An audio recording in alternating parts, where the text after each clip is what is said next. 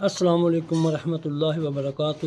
آج گزشتہ 26 فروری 2026 کو اللہ پاک کے خاص فضل و کرم سے ہم نے لاہور کے مختلف علاقوں میں قرآن پاک اور مقدس اوراق کی حفاظت کے لیے 72 گھنٹے نصب کرنے کا آغاز کر رہے ہیں۔ یہ وہ باکس ہیں جہاں آپ ضعیف شہید قرآن پاک کو باادبی سے بچانے کے لیے باادب رکھ سکتے ہیں۔